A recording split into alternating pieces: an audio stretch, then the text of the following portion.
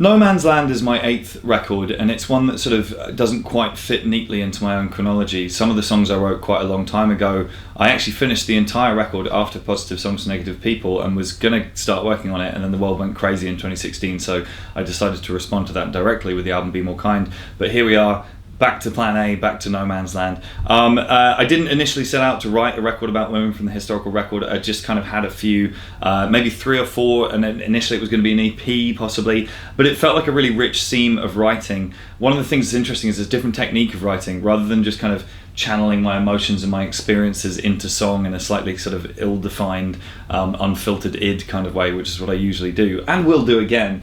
To take a life and a subject and try and sort of do that justice within a song gives you a framework, and it gives you certain sort of like targets to hit. You know, if you're telling the story of somebody's life, there's a certain amount of information you have to get in there, but you also have to kind of find your angle on it and try and say what it is you're trying to say, rather than just a list of history facts. Overall, it was a wonderful writing experience for me because it was different on that level. It was also, you know, history and music are my 2 main obsessions, and whilst they've overlapped a tiny bit in the past, you know, me sticking a date and a song here and there and that kind of thing, to actually kind of sit down and try and write a suite of history songs felt holistic for me, because it was bringing together my 2 central obsessions successfully, hopefully, into one whole thing. So I had the songs, and you know, it's an interesting thing because I want it to be a kind of implicit political statement, but not an explicit one. I don't want to kind of be one of those like dorky idiots who wears a t-shirt that says this is what feminist looks like.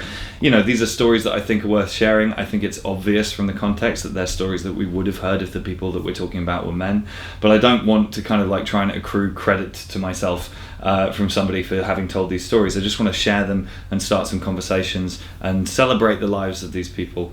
To make the record, it felt important to kind of be sensitive to the subject matter. It was also really fun for me to work with a different setup of people across the board.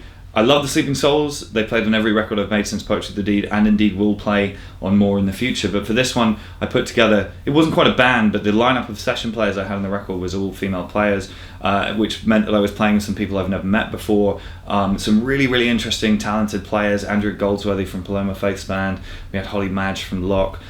We had the Choir Noir crew who work with Bring Me the Horizon. You know, it's a really sort of diverse group of people to work with. And then Catherine Marks as a producer, who was indeed is a complete genius, who pushed me into completely unexpected corners and did things I never thought anyone would do with my songs.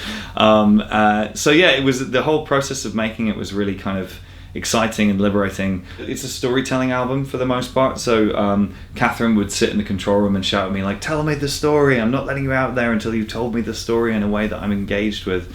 So yeah, it was really fun kind of putting the whole thing together and you know, making a record without kind of an eye towards touring it necessarily. I mean, we are going to tour it, but not necessarily with these arrangements, so there wasn't any kind of restriction on like, hey, let's get a jazz horn section in. Oh, we can't do that live. Who gives a shit?